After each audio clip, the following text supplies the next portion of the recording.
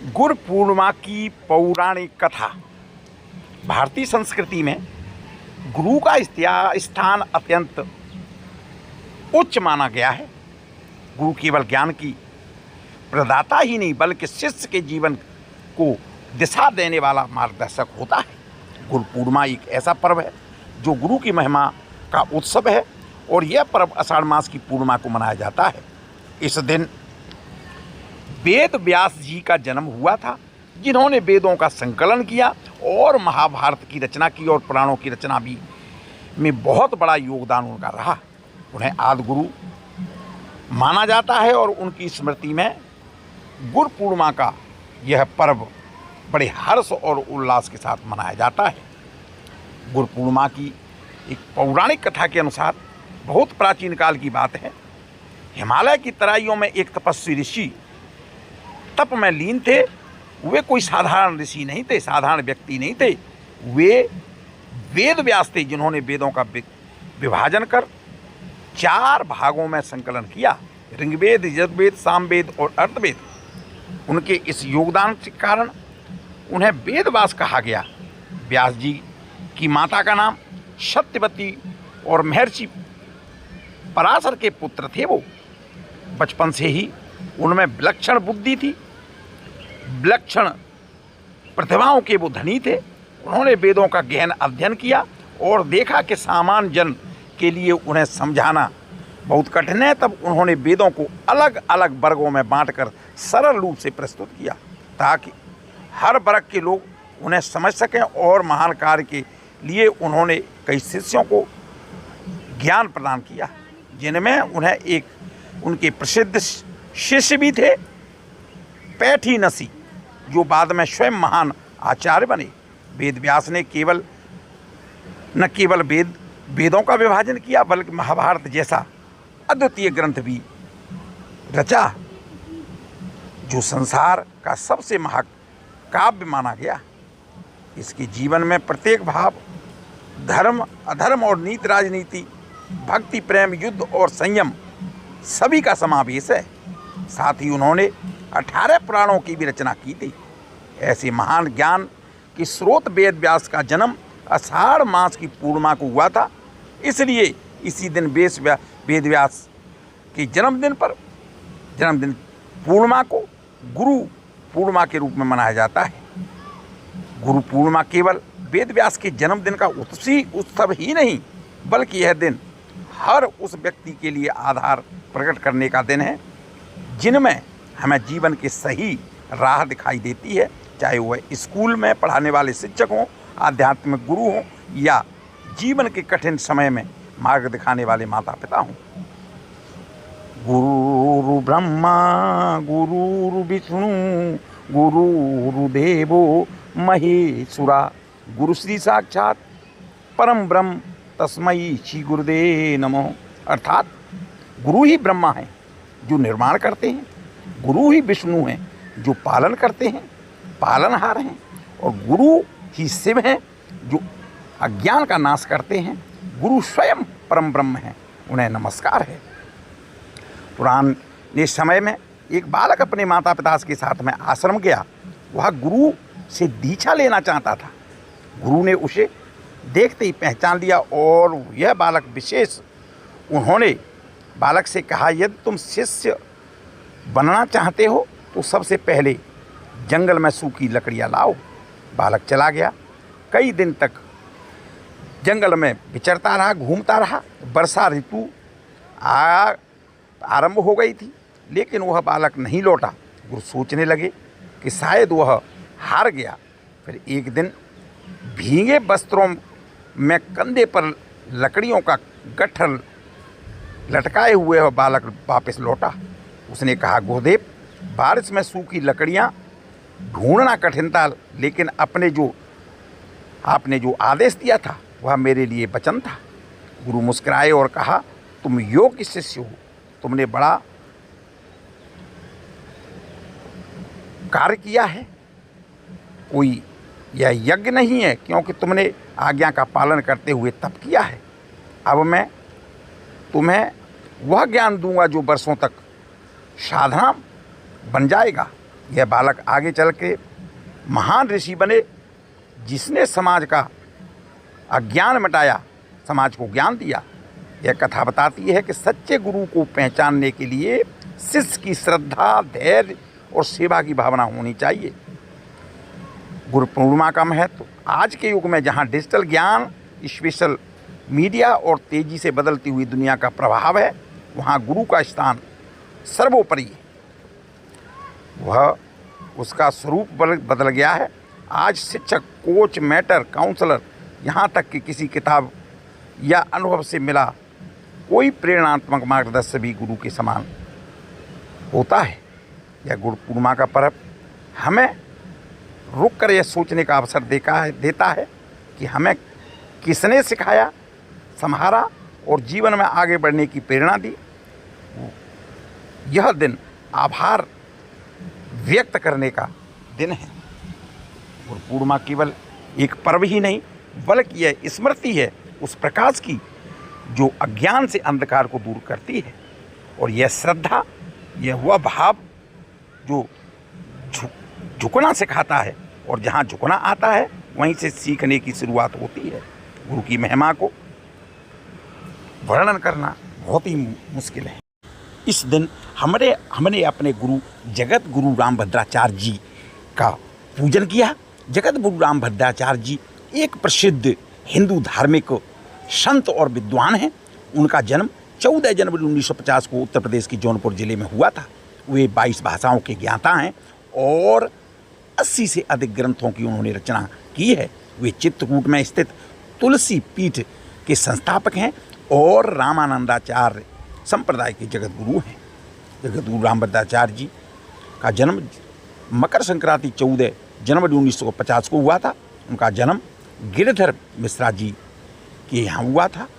रामभद्राचार्य जी 2 महीने की उम्र में ही दृष्टिहीन हो गए थे, लेकिन उनके बावजूद उन्होंने अपनी शिक्षा और साहित्य कार्यों को उत्कृष्ट प्रदर्शन किया। आज चित्रकूट में उनके आश्रम में भव्य गुरु की पूजा का आयोजन हुआ, जिसे आज हमने बड़े हर्ष और उल्लास के साथ गुरु पूजन का कार्यक्रम तुलसी पीठ परिसर में हुआ। तुलसी पीठ सेवान्यास जानकी कुंड चित्रकूट मध्य प्रदेश में स्थित है। यह एक भारतीय धार्मिक और सामाजिक संस्थान है। इसकी स्थापना हिंदू और धार्मिक गुरु जगत गुरु रामभद्राचार्य जी ने किया था। उनका मानना है कि यह पीठ उस स्थान पर स्थित है जहाँ हिंदू भगवान राम ने अपने भाई भरत के अपने चरण पादुकाएँ दी थी। तुलसी पीठ परिसर में रामभद्राचार्य जी गुरु जी का निवास स्थान है। कांच मंदिर के नाम से जाना जाने वाला यह एक मंदिर राघव सत्संग भवन नामक एक संलग्न हाल है, जो कि दृष्टिवांचित छात्रों के लिए एक स्कूल मानस मंदिर के नाम से भी जाना जाने वाला एक मंदिर है, जिसकी आंतरिक दीवारों पर संपूर्ण रामचरितमानस उत्कीर्ण है और रामचरित के 16 दृश्यों के चलते मॉडल की एक प्रदर्शनी भी दी गई है। जगत गुरु रामभद्राचार्य विकलांग विद्यालय के छात्रों के लिए एक छात्रावास भी देते हैं। तुलसी पीठ की गतिविधियों में संस्कृति और हिंदू के धार्मिक ग्रंथों का अध्ययन और प्रचार, गायों और साधुओं की सेवा, एक मासिक पत्र का प्रकाशन की जाती है। उनकी सहयोगी पत्रिका वेरा एकेडमिक भी है, जो विकलांग व्यक्तियों के लिए सहायक शिविरों का आयोजन करती है। 1983 में जगत गुरु रामभद्राचार्य जी ने, तब रामभद्राचार्य के नाम से जाने जाते थे, ने चित्रकूट की फटक शिला पर केवल दूध और फलों का आहार लेते हुए, केवल संस्कृत बोलते हुए अपना दूसरा 6 महीने का पयोव्रत लिया। चित्रकूट में युवराज हेमराज सिंह चतुर्वेदी रामभद्राचार्य से प्रभावित हुए और उन्होंने जानकी कुंड में मंदाकिनी नदी के किनारे स्थित 60 फीट बाई 80 फीट की जमीन रामभद्राचार्य को दान कर दी। रामभद्राचार्य जी की वही बड़ी बहन गीता देवी ने उन्हें इस भूखंड पर एक आश्रम बनवाने के लिए राजी किया। रामभद्राचार्य जी ने वहाँ 4 कमरे बनवाए थे और अक्सर उस जगह का दौर चलने लगा। उन्होंने 1986 में एक नवनिर्मित आश्रम के 9 महीने का पयोव्रत लिया था। रामभद्राचार्य जी के संप्रदाय गुरु रामचरण दास जी फलाहारी चाहते थे कि रामभद्राचार्य उनके साथ प्रयाग स्थित आश्रम में रहें, लेकिन रामभद्राचार्य जी अनिच्छुक थे। 1988 में मानिकपुर में एक व्यापारी उमाचरण गुप्ता ने एक बड़ा आश्रम और एक मंदिर बनाने की उनसे पेशकश की। इस शर्त पर रामभद्राचार्य उसी स्थान पर रुक गए और रामभद्राचार्य सहमत हो गए और निर्माण शुरू हो गया। 11 मार्च 1987 को कांच मंदिर खोला गया और रामभद्राचार्य चित्रकूट के स्थायी रूप से रहने लगे। इसके बाद 2 अगस्त 1987 को तुलसी जयंती के अवसर पर उन्होंने आश्रम स्थल पर तुलसी पीठ की स्थापना की। तुलसी की सीट संस्थापक के रूप में श्री चित्रकूट तुलसी पीठासुर, शाब्दिक रूप से चित्रकूट में तुलसी पीठ के भगवान की उपाधि साधुओं को, बुद्धिजीवियों और रामभद्राचार्य को प्रदान की गई। रामभद्राचार्य का मानना है कि यह पीठ उस स्थान पर स्थित है जहाँ महाकाव्य रामायण के अनुसार भगवान राम ने अपने भरत भाई को अपने चरण पादुकाएं दी थी। तुलसी पीठ अपने परिसर में अनेक धार्मिक स्थल बने हुए हैं। राघव सत्संग भवन, जिसे कांच मंदिर के नाम से जाना जाता है, 3 चोटियों वाला यह एक मंदिर है जिसमें एक संलग्न हाल है जिसका निर्माण 1987 में हुआ था। पीठासीन देवता राम, सीता और लक्ष्मण हैं। मुख्य मंदिर में दक्षिण में हनुमान जी को समर्पित एक छोटा मंदिर है। मंदिर में रामानुजाचार्य, वाल्मीकि और तुलसीदास जी की मूर्तियां दाहिनी तरफ स्थित हैं। खिड़कियों और दरवाजों पर कांच लगा हुआ है, कांच से बने हुए हैं। संलग्न हॉल में दीवारों पर भागवत पुराण के अनुसार रामचरितमानस के दृश्यों को कांच के चित्रों को प्रदर्शित किया गया है। साथ ही विष्णु के 24 अवतारों को प्रदर्शित किया गया है। तुलसी दृष्टवांछित विद्यालय दृष्टवांछित छात्रों के लिए एक विद्यालय है जिसकी स्थापना रामभद्राचार्य जी ने 23 अगस्त 1996 को की थी। छात्रों को निःशुल्क शिक्षा, आवास, भोजन उपलब्ध कराया जाता है। स्कूली शिक्षा के अलावा उन्हें व्यावसायिक प्रशिक्षण भी दिया जाता है। सीताराम गौशाला एक छोटा सा गौशाला है जहां कुछ गायों को पाला जाता है, उनकी देखरेख की जाती है। मानस मंदिर एक ऐसा मंदिर है जिसकी दीवारों पर तुलसी पीठ संस्करण के अनुसार संपूर्ण रामायण की उत्कृष्ट अंकित है। 2008 में निर्मित यह मंदिर तुलसी पीठ के प्रवेश द्वार पर स्थित है और इसके मध्य संत तुलसीदास जी की एक प्रतिमा है। मानस मंदिर में नियमित रूप से रामभद्राचार्य की कथाओं का आयोजन किया जाता है। मानस रामचरितमानस के 16 दृश्यों की एक प्रदर्शनी है जिसकी स्थापना 2011 में हुई थी। इसे 9 जनवरी 2011 को रामभद्राचार्य जी द्वारा जनता के लिए खोल दिया गया था। उत्तराखंड में रामानंदाचार्य हंसदेव नंद के उद्घाटन के अवसर पर कहा गया कि मानस भवन पर्यटकों के लिए आकर्षित का केंद्र रहेगा और चित्रकूट पर एक अमिट छाप छोड़ेगा। प्रदर्शनी की मूर्तियां बिजली से गतिमान हैं। 16 प्रदर्शनियों में से 6 बालकांड और 3 अयोध्या कांड और अरकांड में से हैं। यह मंदिर बहुत ही भव्य और बहुत सुंदर है। यहाँ पर अनेक बड़े बड़े धार्मिक आयोजन किए जाते हैं और आज गुरु पूर्णिमा पर गुरु जी की पूजा का उत्सव बहुत ही हर्ष और उल्लास के साथ किया गया, जिसमें कि लाखों श्रद्धालु उनके शिष्य आकर के उनकी पूजा अर्चना की और विधि विधान से पूजा करने के बाद गुरु ने वहाँ पर बहुत ही भव्य प्रसाद की व्यवस्था और अनेक जो शिष्य बनना चाहते थे उन्हें आज गुरुदक्षिणा दी। यह कार्यक्रम बहुत ही सुंदर भव्य हुआ इस आश्रम में, जिसकी प्रदर्शनी आपके सामने प्रदर्शित है। जगत गुरु रामभद्राचार्य जी एक प्रसिद्ध संत के साथ साथ में एक प्रसिद्ध विद्वान, कवि और रामानंद संप्रदाय के जगत गुरु हैं। उन्होंने कई ग्रंथों की रचना की है जिनमें संस्कृत और हिंदी दोनों भाषाओं में महाकाव्य का टीकाएँ किए गए हैं और स्रोत शामिल हैं। उनकी रचनाओं में धार्मिक, दार्शनिक और साहित्यिक विषयों का समावेश है।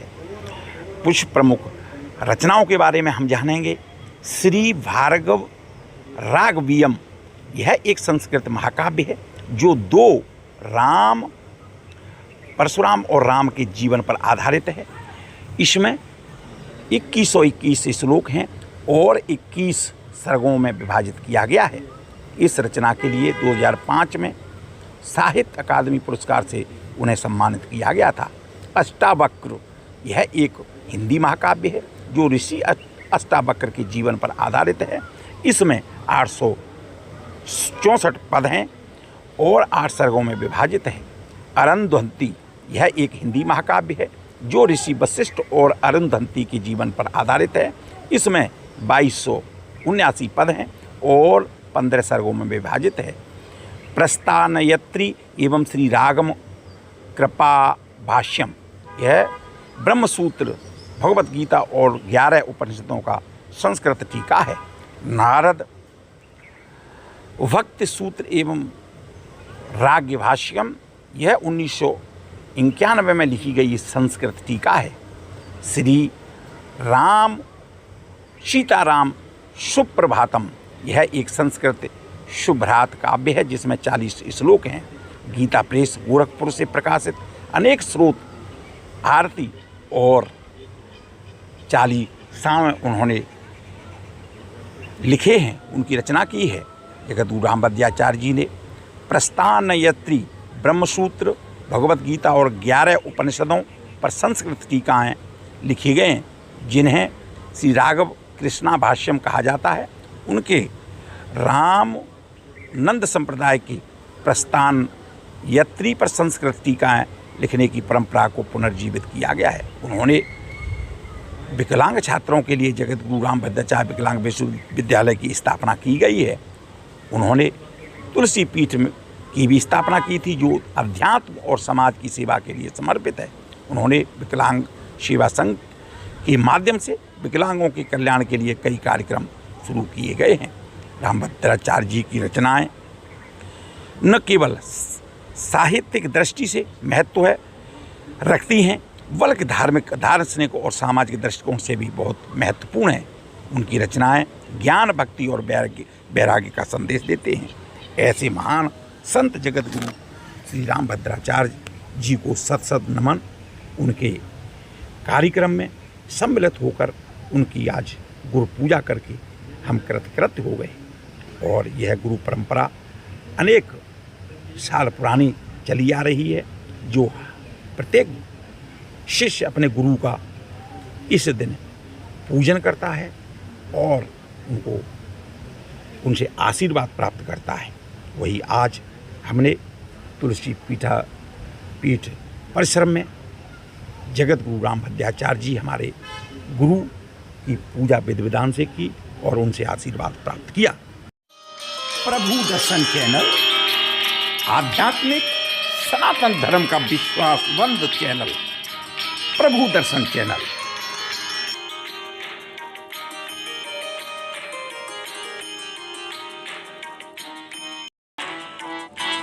नमो राघवाय। प्रभु दर्शन चैनल पर इस प्रकार की जानकारियां, सनातन धर्म के प्रमुख ग्रंथों के बारे में जानकारी। सनातन धर्म के प्रमुख ग्रंथ 2 भागों में विभाजित हैं, श्रुति और स्मृति, जिनमें गीता, रामायण, महाभारत, वेदों में ऋग्वेद, यजुर्वेद, सामवेद और अथर्ववेद, पुराण, स्मृतियाँ, उपनिषद, आगम शास्त्र, भारतीय दर्शन के 6 अंग, साक्ष्ययोग, न्याय, वैशेषिक, मीमांसा और वेदांत की विस्तृत जानकारी।